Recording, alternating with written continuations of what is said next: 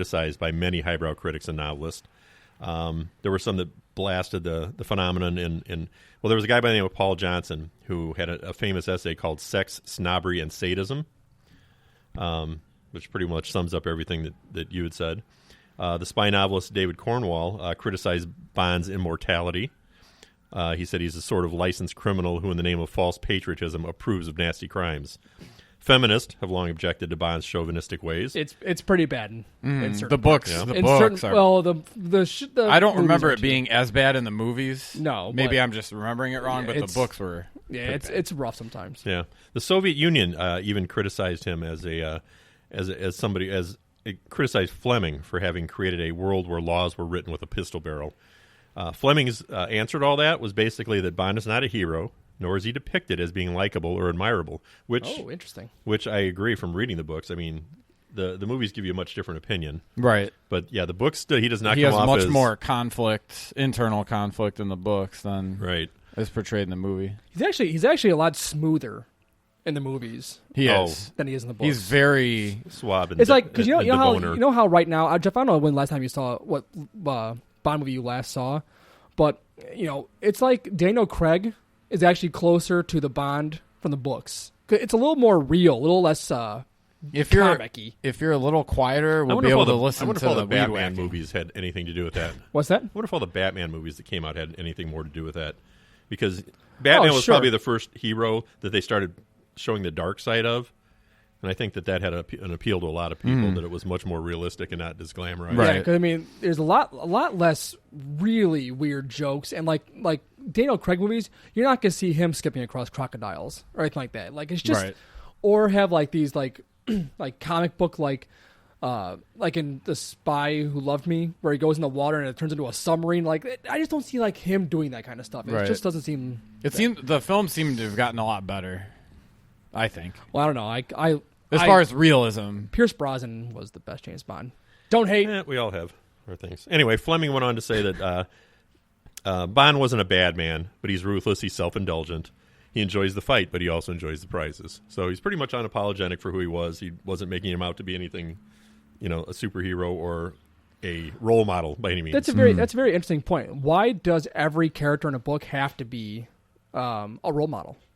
Maybe it's just a story about a not great dude. Right. Not necessarily this, James Bond, although he has his bad moments. But like, why can't someone just make him? Well, he does heroic bad dude? stuff. That's the problem. Like he, Right. he But like, why does he? But why, and he's idolized. he saves so, the world. you yeah, know? I guess it's true. People do idolize him in a way, so that is worthy of criticism, I guess. Well, not really, but it's just perception. It's like people perceive him as this hero Yeah. because of what he does. So anyway, despite, or maybe even because of the criticism, the Bond stories grew in popularity. The 007 trademark became one of the most successful in merchandising history, giving birth in the 60s to a spate of Bond-related products, toys, games, clothes, toiletries. The films have continued up, obviously, until the 21st century, reportedly grossed more than $1 billion. The book series actually continued after his death with a number of authors who have kept that up. And there still are numerous Bond-related internet sites and fan clubs around the world. Fleming also published 2 collections of short stories featuring Bond. In addition, he wrote a children's book called Chitty Chitty Bang Bang, Yep. Yep. which was a very popular movie. It came out in '64. I believe Dick Van Dyke was the star of that. Never saw it. The main character, though, a guy by the name of Commander Pot, summarized the Fleming Bond philosophy of life pretty well in that. Never say no to adventures. Always say yes, otherwise you'll lead a very dull life. Fleming's life and personality, from his wartime service and his caving and shark hunting to his family's hobnobbing with the rich and famous. I mean, like I said, he came from pretty good stock. Fleming's father, when Fleming's father died, Winston Churchill wrote the obituary. What exactly is hobnobbing? Oh, God. That's sort of like who they hung with and, palled around with and counted amongst their friends. You guys hobnob a lot. You're together. It does sound bad, though. Yes. No, legitimately, I've never heard that term. No. I legitimately didn't know what it meant. When I was a kid, he once was teasing me about necking, and I had no idea what the hell necking was. I will always That's what his remember girlfriend said, too. All right, that's enough of your hobnobbery. that. Boom. Self-burn. Yeah. Well, no, it's a burn on me, but I'm burned. After the finishing the draft of Thank you for You're welcome. after Explain finishing it. the first draft of Casino Royale, Fleming rewarded himself with a Royal Quiet Deluxe portable gold-plated typewriter, Oh, sure. which he used to write the rest of his books and short stories. I thought you were going to say toilet. The typewriter was purchased at an auction in 1995 by an anonymous bidder, and unfortunately, it hasn't been seen since.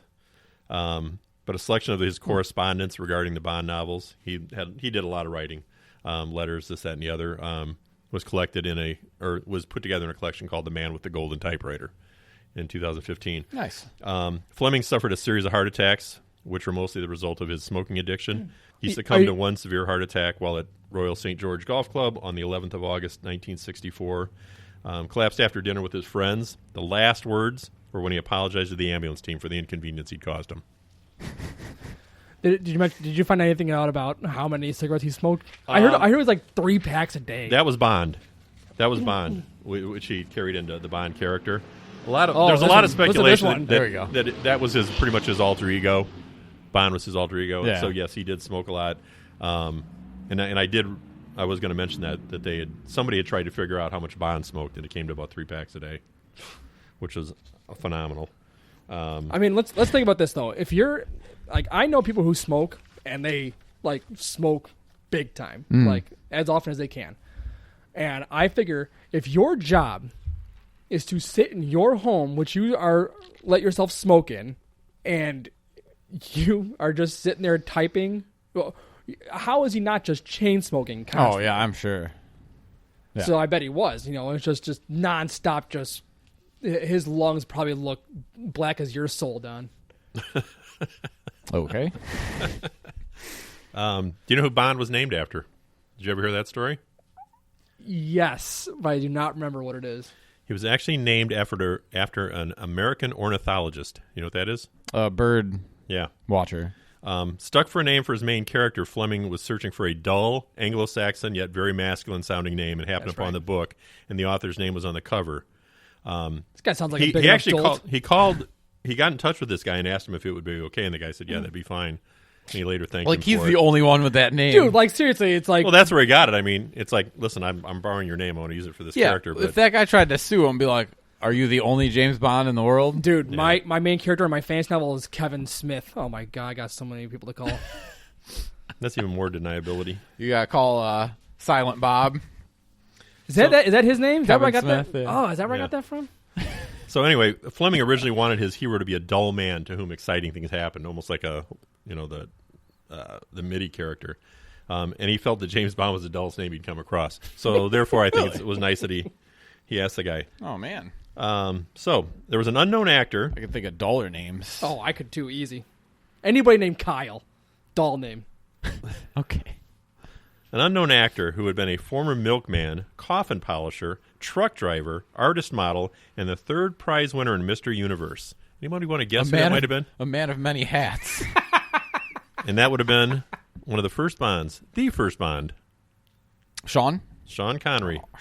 Milkman, coffin polisher, truck driver, artist model, and 3rd prize winner in Mr. Universe. I wonder how many of those. Yeah, he used to be ripped. Yeah. Yeah. He was cast after many actors were considered for the role and discarded. Cary Grant was approached but would only commit to one film. And the producers wanted somebody who would work in a franchise. They were hoping to, to go on with this. Well, now is one thing, but like you think about Pierce Brosnan and Daniel Craig, like they're like, I don't know if I can do one more. Like those Right. are grueling. Ian Fleming originally called Connery an overgrown stuntman and hated his casting and wanted a proper Englishman.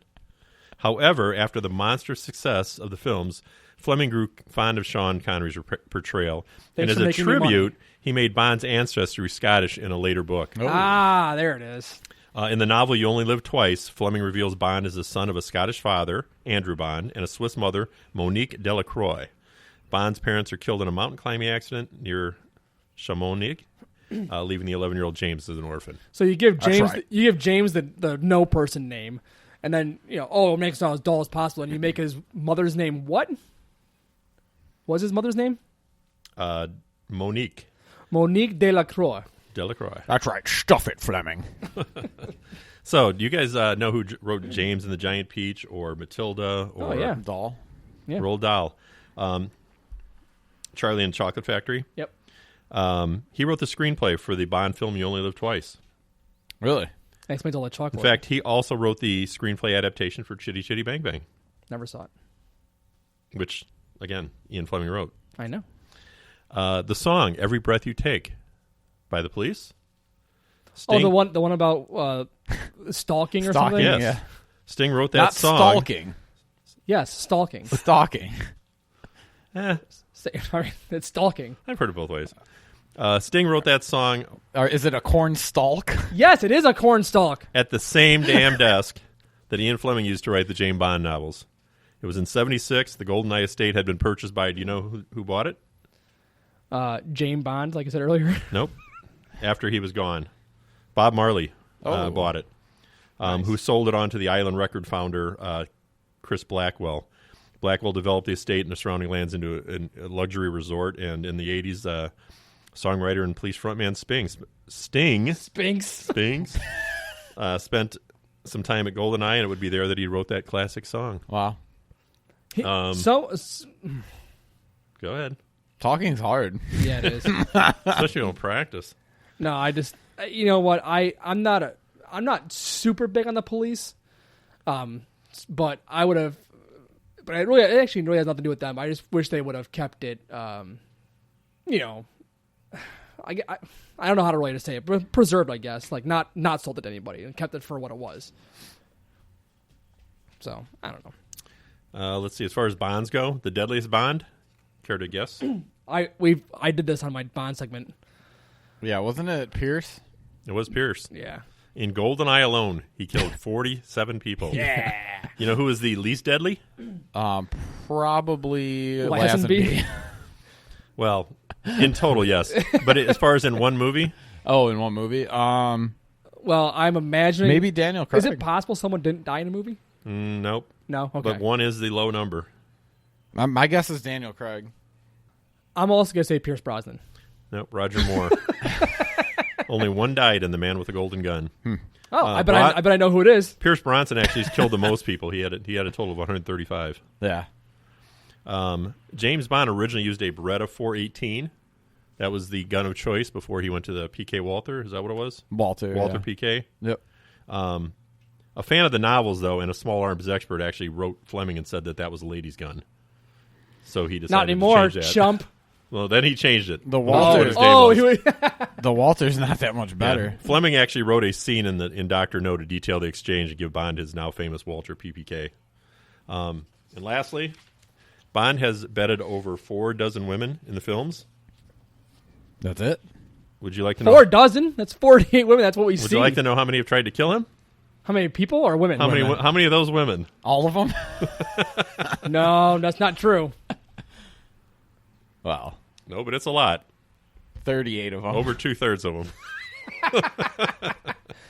Hey, man, whatever turns you on. Person doesn't do anything for me. If my wife is listening. Let's see. All right, so we're going to go ahead and jump into a quiz. Oh, by the way, I wanted to ask you guys a quick question. So Ian Fleming named his place GoldenEye, right? Correct. What is the criteria for naming your house? Does it have to be a certain size for it to have its own name, like GoldenEye? Or does it have to have some kind of feature to be the kind of name? There are no rules. You can name it whatever you want to, just like your car. Yeah, the car's a little easier, but like I don't think just any I house think it's can be pretty called. easy to name whatever you want anyway. Yeah. I mean, my house ain't bad, but it's no GoldenEye. Like I can't call my house GoldenEye. No, No, after you you publish shouldn't. your 10th best-selling sci-fi novel, I'll name it. they're after gonna something they're there. gonna call your house whatever you've called it. Yeah. You should name your house like Winterfell or something. Well, Winterfell already exists, Don. So did Goldeneye. Oh, that's true. That's true. Okay. Just in a different context. I mean, Yeah. it was a code name for a spy. Yeah, he's not gonna name his house after his code job. Well, I don't care what you name it. I'm just saying. So he's talking to Ted at the grocery store and says, "I'm gonna head back to GoldenEye." He's like, "Oh, time to report that." You could name your house Goldeneye too. No, I can't. It's not. Yeah, my no, house. yes, you could. It's not a GoldenEye. You could name it Goldeneye. Well, that doesn't mean it's good. I'll name it Ruby Eye. Just a different color. How about just don't name it? And